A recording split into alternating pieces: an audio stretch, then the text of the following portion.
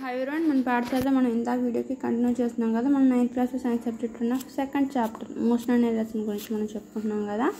అయితే ఫిగర్ 3 గురించి మనం డిస్కస్ చేసాం. అలానే ఫిగర్ 4లో పాసింజర్స్ పాయింట్ ఆఫ్ వ్యూ గురించి బేస్ చేసుకున్నట్లయితే ఇక్కడ పాసింజర్స్ డ్రైవరు మాట్లాడుకుంటున్నారనమాట. అయితే డ్రైవర్ ఏమంటారు, నా follow the conversation of driver and passengers in moving కార్లో పాసింజర్స్ డ్రైవర్స్ మధ్య కన్వర్జేషన్ ఎలా ఉంటుందంటే, డ్రైవర్ ఏమన్నారంటే what is the state of motion of the tree.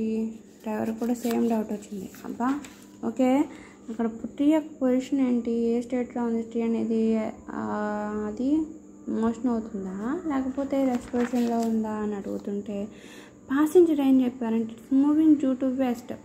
అబ్బో, మూవింగ్ టు వెస్ట్. ఈ ట్రీ అనేది పాసింజర్ ఏం చెప్పాడంటే, ఓకే మనం వెళ్తున్నాం కదా, ట్రీ కూడా మనం ఇటు సైడ్ వెళ్తున్నాము. ఓకే, మనం ఇటు సైడ్ వెళ్తున్నాం కదా, ఆ ట్రీ ఏంటి మనకు ఆపోజిట్లో వెస్ట్ సైడ్కి ట్రావెల్ అవుతుందని చెప్పాడు అనమాట పాసింజర్. తప్పు కదా. అయితే తను ఏం చేసుకున్నాడు, తనతో కదులుతున్నాం కదా, తనతో పాటు చుట్టూ ఎన్విరాన్మెంట్ కూడా కదులుతుంది అని చెప్పి అనుకున్నాడు. కానీ ట్రీస్ బిల్డింగ్స్ అన్నీ స్టేబుల్గానే ఉంటాయి కదా, కానీ అలా అర్థం చేసుకున్నాడు అనమాట. ఓకే, సో పొజిషన్ టీ యొక్క స్టేట్ ఆఫ్ పొజిషన్ ఎలా ఉందని డ్రైవర్ అడిగితే పాసింజర్ అది వెస్ట్ సైడ్ కదులుతూ ఉంది అని చెప్పి చెప్పాడు అనమాట. నా driver what is the state of motion of the both persons beside the road. Okay, tree సంగతి అలా వెస్ట్ సైడ్ మూవ్ అవుతున్నట్టయితే దాని సంగతి పక్కన పెట్టు. తర్వాత 2 పర్సన్స్ ఉన్నారు కదా, రోడ్ సైడ్ నుండి మాట్లాడుకోండి. సో వాళ్ళ యొక్క స్టేట్ ఏంటి, వాళ్ళు ఎలా ఉన్నారంటే వాళ్ళు కూడా వెస్ట్ వైపు మూవ్ అవుతున్నాడని చెప్తాడనమాట passenger. So they are also moving to west. వాళ్ళు కూడా చెట్టులాగానే వెస్ట్ సైడ్ డైరెక్షన్లో మూవ్ అవుతూ ఉన్నాడు అన్నాడు. అసలు మూవ్ అయ్యేది వాడు కాదు, వీడు. నెక్స్ట్ ఏమో డ్రైవర్ ఏం చెప్తున్నాడు, what is my state of motion. Okay సరే, నా స్టేట్ ఆఫ్ మోషన్ ఎలా ఉంది అంటే పాసింజర్ ఏం చెప్పాడు, you are at rest. Just చూసిందే చెప్తున్నాడు అనమాట. రెస్ట్ ఎందుకంటే నువ్వు రెస్ట్ పొజిషన్ ఉన్నావు, ఎందుకంటే కార్ సీట్లో ఉండి కదలట్లేదు కదా, అందుకని నువ్వు రెస్ట్ పొజిషన్ ఉన్నావు. కానీ ఏంటి, కార్తో పాటు డ్రైవర్ కూడా కదులుతున్నాడు, పాసింజర్ కూడా కదులుతుంది, కానీ ఆ విషయం వాడికి తెలియలేదు. నెక్స్ట్ ఏంటి, డ్రైవర్ ఏమంటున్నాడు, so what is the state of motion of the car. Okay సరే, అయితే నేను రెస్ట్లో ఉన్నాను కదా, మన కార్ యొక్క స్టేట్ ఆఫ్ మోషన్ ఏంటి అంటే కార్ ఈజ్ ఆల్సో రెస్ట్ అని చెప్తాడనమాట పాసింజర్. ఎందుకంటే వాడున్న పరిస్థితిని బేస్ చేసుకుని కంపేర్ చేస్తున్నాడు కాబట్టి వాడు కార్ కూడా రెస్ట్లో ఉంది, కార్తో పాటు మనం కూడా రెస్ట్లో ఉన్నాం అని చెప్పి చెప్తాడనమాట. కానీ ఆన్సర్ ఏంటంటే what answer May passengers give to driver, discuss with your friends. Okay, next ఈ క్వశ్చన్కి సరే నేనైతే స్టేబుల్గా ఉన్నాను, మరి ఖాళీ ఎలా ఉంది అని చెప్పి డ్రైవర్ అడిగిన క్వశ్చన్కి ఆ పాసింజర్ ఏ విధంగా ఆన్సర్ చెప్తారో మీరు మీ ఫ్రెండ్స్తో డిస్కస్ చేసి వీటికి రాయండి అనమాట. వాడు ఏం చేస్తాడు, వాటి వే ఆఫ్ కార్ రెస్ట్ కాబట్టి నువ్వు రెస్టే, కానీ ఒకసారి కార్ మూవ్ అవుతుంది అని చూద్దాం అంటాడేమో, ఒకసారి చూద్దాం. తన చుట్టూలో సరౌండింగ్స్ని బేస్ చేసుకోవట్లేదు కాబట్టి తను ఆ డ్రైవరు కారు కూడా రెస్ట్ పొజిషన్లోనే ఉన్నారు, కానీ చుట్టూరు ఎన్విరాన్మెంట్లో ఆ పాసింజర్స్ వరకు మూవ్ అవుతున్నారు అనుకుంటున్నాడు అనమాట. Okay, from the above discussion, కానీ అది తప్పు కదా, కారే ట్రావెల్ అవుతుంది, పక్కన ట్రీ అండ్ పర్సన్స్ అనేది రెస్ట్ పొజిషన్లో ఉన్నారనమాట. From the above discussion it is clear that the tree is at rest with respect to the Somesh and it's moving due to west with respect to the passengers. Above discussions 2 discussion compare చేస్తే tea అనేది కార్లో ఉన్న passenger way of థింకింగ్లో అది west direction move అవుతుంది. అదే పక్కన stable పొజిషన్లో ఉన్న సోమేష్ పాయింట్ ఆఫ్ వ్యూలో టీ అనేది రెస్ట్ పొజిషన్లో ఉందన్నమాట. Okay, the motion are rest of an object depend on the observer. అంటే మనకు ఒక వస్తువు కదులుతుందా లేకపోతే రెస్ట్గా ఉన్న విషయాన్ని దేని బేస్ చేసుకొని చెప్తామంటే ఆ అబ్జర్వ్ యొక్క ఆలోచించే తీరుని బట్టి మనం చెప్తాం అనమాట. సో ఆ రెస్ట్ కానీ ఆ మోషన్ కానీ ఆ అబ్జర్వర్ యొక్క పాయింట్ ఆఫ్ వ్యూ మీద బేస్ అయి ఉంటుంది. అయితే so the motion is a combined property of observer and the body which is being observer. Okay, so motion is a combined property of the observer and the body which is being observed. ఈ motion అనేది ఎలా ఉంటుందంటే combined property, అంటే అక్కడ ఉన్న వస్తువు plus దాన్ని చూసే అబ్జర్వర్ ఎవరైతే గమనిస్తున్నారో వీరిద్దరిని బేస్ చేసుకొని అక్కడ మోషన్ ఉందా రెస్ట్ పొజిషన్ అనేది మనం డిసైడ్ చేయగలం అనమాట. మోషన్లో ఉందా రెస్ట్ పొజిషన్ ఉందని చెప్పి డిసైడ్ చేయాలంటే టూ థింగ్స్ కావాలి, ఒకటి అబ్జర్వర్ కావాలి, ఇంకోటి అబ్జర్వింగ్ బాడీ కావాలి. ఓకే, వాళ్ళిద్దరిని బేస్ చేసుకొని అది కడ సిచ్యువేషన్ మనం రెస్ట్లో ఉందా మోషన్ ఉందా అనేది మనం డిసైడ్ చేస్తాం. So now we are able to define motion of the object. అప్పుడే మనం వాళ్ళిద్దరిని అబ్జర్వ్ చేయబట్టే ఇప్పుడు మనం ఫర్ ఎగ్జాంపుల్ మనం ఇక్కడ బస్ స్టాప్లో ఉన్నాం. ఓకే, బస్ స్టాప్లో ఉన్నాం, ఇక్కడ బస్సెస్ మూవ్ అవుతూ ఉన్నాయి. ఓకే, ఈ బస్ అనేది మోషన్లో ఉందా లేకపోతే రెస్ట్ పొజిషన్లో ఉందా అని చెప్పడానికి అంటాం. ఇక్కడ ఒక అబ్జర్వర్ని ఇంకా వాడు అబ్జర్వ్ చేసే బాడీని రెండింటిని బేస్ చేసుకునే కదా అది మోషన్లో ఉందా లేకపోతే రెస్ట్ పొజిషన్ ఉందని చెప్పి మనం చెప్పేది. సో మోషన్ గురించి డిఫైన్ చేయాలంటే టూ కంబైన్డ్ ప్రాపర్టీస్ కావాలి, ఒకటి అబ్జర్వర్ కావాలి, ఇంకొకటి అబ్జర్వ్ చేసే అబ్జర్వింగ్ బాడీ కావాలన్నమాట. ఓకే, సో ఈ విధంగా body is said to be in motion. Okay, so now we are able to define the motion of a object. So ఆ రెండు ఉన్నప్పుడు మనం మోషన్ ఆఫ్ ఏ ఆబ్జెక్ట్ని మనం డిఫైన్ చేయగలం. Okay, a body is said to be in motion when it is position is changing continuously with time relative to the observer. Okay, body is said to B motion. ఒక body మోషన్లో ఉందని ఎప్పుడు చెప్తామంటే ఆ body changes ఈ position continuously with time. యొక్క పొజిషన్ని కంటిన్యూషన్గా కొంత టైంతో పాటు కంటిన్యూషన్గా చేంజ్ అవుతూ ఉంటే అది రిలేటివ్ టు ద అబ్జర్వర్ని బేస్ చేసుకొని అబ్జర్వర్ చూసేదాన్ని బట్టి ఒక బాడీ అనేది కంటిన్యూస్గా కొంత టైంలో వాటి యొక్క పొజిషన్ కనుక చేంజ్ చేసుకుంటూ ఉంటే అప్పుడు ఆ బాడీ అనేది మోషన్లో ఉందని చెప్పి కదలికలో ఉందని చెప్పి మనం చెప్తున్నాం అనమాట. ఓకే, నోట్ ఏంటంటే any object can be taken as a point of observer. ఆ పాయింట్ అబ్జర్వ్ చేసే పాయింట్ ఆఫ్ వ్యూలో మనం ఎలాంటి ఆబ్జెక్ట్నైనా మనం తీసుకోవచ్చు. దాన్ని మనం మోషన్లో ఉందా రెస్ట్లో ఉందా అనేది మనం క్యాలిక్యులేట్ చేయొచ్చు అనమాట. ఆబ్జెక్ట్ అని ఓన్లీ బస్సు ఇవే ట్రీస్ ఇవే కాదు, మనం ఎన్ని ఆబ్జెక్ట్స్నైనా మనం తీసుకోవచ్చు అబ్జర్వింగ్ ఆబ్జెక్ట్ పాయింట్లో. Okay, next how do you understand motion. So motion అంటే ఏం చెప్పుకున్నాం మనం, అబ్జర్వ్ పాయింట్ ఆఫ్ వ్యూలో ఒక బాడీ అనేది మనం బస్ స్టాప్లో ఉన్నాం, బస్సు ఎలా కలుగుతుందని చెప్తున్నాం.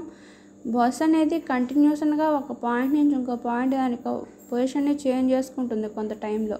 సో దాన్ని మనం అప్పుడు ఆ బస్సు కదలికలో ఉందని చెప్తున్నాం.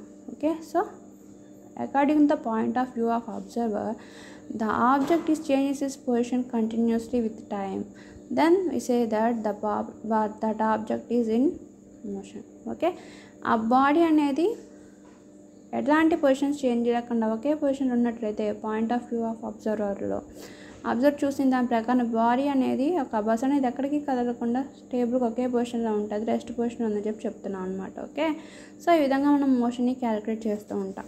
How do you understand motion. ఒక మోషన్ని అండర్స్టాండ్ చేయాలంటే ఒక బాడీ ఒక చోట నుంచి ఇంకో చోట కదలాలని చెప్తున్నాం కదా కంటిన్యూషన్ విత్ రెస్పెక్ట్ టు టైంతో. సో ఆ కదిలేటప్పుడు మనకి కొన్ని ప్రాపర్టీస్ వస్తాయి అన్నమాట. బాడీ కదులుతున్నప్పుడు డిస్ప్లేస్మెంట్ అనేది వస్తుంది. ఓకే, 2 పాయింట్స్ మధ్య ట్రావెల్ అయ్యేదాన్ని బట్టి బేస్ చేసిన ఒక shortest distance between the 2 positions అయితే డిస్ప్లేస్మెంట్ అని, ఆ డిస్ప్లేస్మెంట్కి పర్టికులర్ డైరెక్షన్ అనేది ఉంటుంది. అలానే ఓకే సార్ ఫర్ ఎగ్జాంపుల్ ఇక్కడ బస్సు ఉంది, ఇక్కడికి బస్ రావాలి. ఓకే, ఇక్కడ నుంచి ఇక్కడికి బస్ ట్రావెల్ అవ్వాలి. సో ఈ పాయింట్ నుంచి ఈ పాయింట్కి రీచ్ అవ్వడానికి ఇట్లా రావచ్చు, లేదా ఇట్లా రావచ్చు, లేదా ఇట్లా ఇట్లా ఇట్లా తిరుగుతూ ఇట్లా ఇట్లా తిరుగుతూ రావచ్చు. ఓకే, ఈ డైరెక్షన్లో ట్రావెల్ అయినప్పుడు ఒక పర్టికులర్ డైరెక్షన్లో ట్రావెల్ అయింది. అలానే ఇక్కడ ఉన్నప్పుడు ఇక్కడ ఉంది, ఇట్లా ఉంది, ఈ డైరెక్షన్లో ఉంది, ఈ డైరెక్షన్లో ఉంది, ఈ డైరెక్షన్లో ఉంది, ఈ డైరెక్షన్ ఉంది, ఈ డైరెక్షన్లో ఉందన్నమాట. ఓకే, సో ఇక్కడ షార్టెస్ట్ డిస్టెన్స్ వీటి మధ్యలో ఇది షార్టెస్ట్ డిస్టెన్స్, ఇది షార్టెస్ట్ డిస్టెన్స్. ఆ 2 పాయింట్స్ మధ్య రీచ్ అవ్వడానికి ఇది షార్టెస్ట్ డిస్టెన్స్ అనమాట. Okay, so the shortest distance between the 2. ఇక్కడ బాడీ అనేది మోషన్ జరుగుతున్నప్పుడు ఇక్కడ 2 ప్రాపర్టీస్ అనేది మన కళ్ళ ముందు కనబడ్డాయి. డిస్టెన్స్ అనేది కనిపించింది, ఇది డిస్టెన్స్ అనేది the largest distance between 2 points అనేది but have no particular direction అనేది డిస్టెన్స్ అనమాట. The shortest distance between the 2 points it have only one direction అనేది డిస్ప్లేస్మెంట్ అనమాట. సో ఈ బస్ యొక్క మోషన్లో మనకి 2 ప్రాపర్టీస్ అనేది మనకు కలిసినాయి. సో అది shortest distance between the 2 positions అనేది displacement, it has only one direction. Next property ఏంటి, డిస్టెన్స్ అనమాట. The largest distance between the 2 points it has no particular directions, ఇదిగా డిస్టెన్స్. సో మోషన్ గురించి క్యాలిక్యులేట్ చేసేటప్పుడు మనం డిస్టెన్స్, డిస్ప్లేస్మెంట్ అనే పదాలు వాడుతూ ఉంటాం. డిస్టెన్స్ని డిస్ప్లేస్మెంట్ని పెట్టుకోండి. డిస్టెన్స్ కనుక టైంతో పాటు చేంజ్ అవుతూ ఉంటే దాన్ని మనం స్పీడ్ అని, ఓకే. అదే డిస్ప్లేస్మెంట్ కనుక టైంతో పాటు చేంజ్ అవుతూ ఉంటాయి, సర్టన్ టైంలో చేంజ్ అవుతుంది కదా. సో ఇది పర్టికులర్ డైరెక్షన్ ఉంది కాబట్టి దీన్ని మనం వెలాసిటీ అని చెప్పి మనం చెప్తూ ఉంటాం అన్నమాట. ఓకే, వెలాసిటీకి బోత్ మ్యాగ్నిట్యూడ్ అండ్ డైరెక్షన్ ఉంటుంది. పర్టికులర్ డైరెక్షన్లో ఉంటుంది, సరైన ప్రయాణించిన దూరం ఉంటుంది కాబట్టి దాని మ్యాగ్నిట్యూడ్ అంట. పర్టికులర్ డైరెక్షన్ ఉంది కాబట్టి బోత్ మ్యాగ్నిట్యూడ్ అండ్ డైరెక్షన్ వచ్చి దాన్ని ఏమంటాం, వెక్టార్ క్వాంటిటీ అని చెప్పి అంటూ ఉంటాం కదా. Vector, velocity is vector. Next ఈ డిస్టెన్స్ కూడా సర్టన్ మ్యాగ్నిట్యూడ్ ఉంది, ఒక ప్రయాణం చేసిన దూరం ఉంది, కానీ but no particular directions, different directions ఉంది, సర్టన్ ఒక డైరెక్షన్ అనేది మూవ్ అవ్వలేదు అనమాట. సో ఆ స్పీడ్ని మనం ఏమంటాం, దిశ లేదు కాబట్టి ఆ దిశ రాశి, స్కేలార్ క్వాంటిటీ అంటాం. దిశ ఉంది కాబట్టి సదిశ రాశి, కాబట్టి వెలాసిటీని, డిస్ప్లేస్మెంట్ని సదిశ రాశి, వెక్టార్ క్వాంటిటీగా మనం బేస్ చేసుకొని చెప్తాం అనమాట. ఓకే, స్పీడ్ అంటే వేగం, ఓకే, వడి వేగం. ఓకే, వడి అంటే వెలాసిటీ, వేగం అంటేనేమో స్పీడ్ అనమాట. ఓకే తెలుగులో. నెక్స్ట్ అంటే ఓకే. సో ఈ విధంగా మనం మోషన్ గురించి డిస్కస్ చేయాలంటే ఖచ్చితంగా డిస్టెన్స్, డిస్ప్లేస్మెంట్ అనే టర్మ్స్ వస్తూ ఉంటాయి. Okay, draw the path and distinguish between the distance and displacement.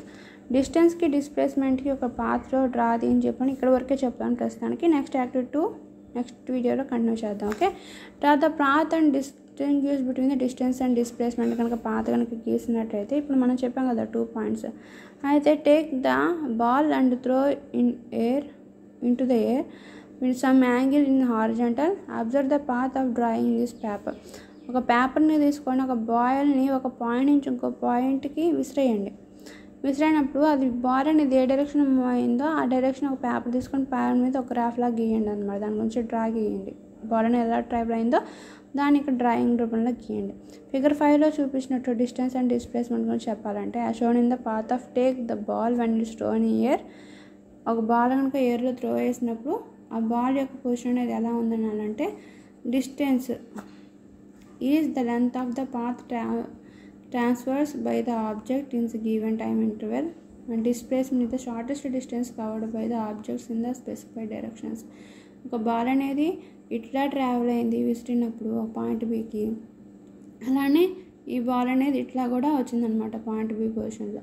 So the length of the path transferred in the object. ఒక ఆబ్జెక్ట్ని ఇక్కడ నెక్స్ట్ పొజిషన్ బీని రీచ్ అవ్వాలంటే ఇక్కడ ఆ ట్రావెల్ చేసిన పాత్ యొక్క లెంత్ కనుక ఎక్కువ ఉన్నట్లయితే అది మనం డిస్టెన్స్ అని, లేదా shortest distance covered by the objects. ఈ 2 ఆబ్జెక్ట్స్ని రీచ్ అవ్వడానికి షార్టెస్ట్ డిస్టెన్స్లోనే ట్రావెల్ అయింది అనుకుంటే దాన్ని మనం డిస్ప్లేస్మెంట్ అని చెప్పి అంటూ ఉన్నాం అనమాట. Okay, next the shortest. Okay, next observe the difference between the distance and displacement from the figure 5 వేసుకొని డిస్టెన్స్కి డిస్ప్లేస్మెంట్కి మధ్య డిఫరెన్సెస్ ఏంటో చెప్పండి అని అనమాట. So displacement is a vector quantity, displacement అనేది వెక్టార్ క్వాంటిటీ, సదిశ రాశి. ఎందుకంటే పర్టికులర్ దిశ డైరెక్షన్ అనేది ప్రయాణించిన దూరం మ్యాగ్నిట్యూడ్ అనేది ఉంటుంది. So the describes the physical situations. Some quantities are specified with magnitude as well as direction. మనం ఫిజికల్ క్వాంటిటీస్ కనుక బేస్ చేసుకున్నట్లయితే కొన్ని క్వాంటిటీస్కి both magnitude and as well as direction కూడా ఉంటాయి, పర్టికులర్ డైరెక్షన్ కూడా ఉంటాయి. Such physical quantities are called vectors. ఏదైతే సర్టెన్ పర్టికులర్ డైరెక్షన్ నుండి మ్యాగ్నిట్యూడ్ ఉంటుందో ఆ ఫిజికల్ క్వాంటిటీస్, ఆ భౌతిక రాశుల్ని, అంటే భౌతిక రాశులు అంటే మనకు కనిపిస్తూ మనం ప్రాక్టికల్గా చేసేవన్నమాట. భౌతిక రాశుల్ని మనం వెక్టార్ క్వాంటిటీస్గా, వెక్టార్ సబ్స్టెన్స్గా, సదిశ రాశులుగా మనం కన్సిడర్ చేసుకుంటూ ఉంటాం. అలానే the physical quantities but does not required any direction. కొన్ని ఫిజికల్ క్వాంటిటీస్ ఉంటాయి బట్ నాట్ పర్టికులర్ డైరెక్షన్. ఇక్కడ ఈ డైరెక్షన్ ఉంటుంది నార్త్ సైడ్, ఇది ఈస్ట్ సైడ్ డైరెక్షన్ ఉంటుంది. తర్వాత డౌన్వర్డ్ సౌత్ డైరెక్షన్ ఉంటుంది. ఓకే, ఇట్లా పర్టికులర్ డైరెక్షన్ అనేది ఉండదు కొన్ని ఫిజికల్ క్వాంటిటీస్కి ట్రావెల్ చేస్తున్నప్పుడు, కానీ వాటికి కొంచెం మ్యాగ్నిట్యూడ్ అయితే ఉంటుంది. సో అలాంటి పర్టికులర్ డైరెక్షన్ లేని క్వాంటిటీస్ని ఏమంటారంటే the specification is called scalar. The physical quantities have no required particular direction, that is called as scalars. So distance is a scalar, కాబట్టి డిస్టెన్స్ అనేది స్కేలార్ అనమాట.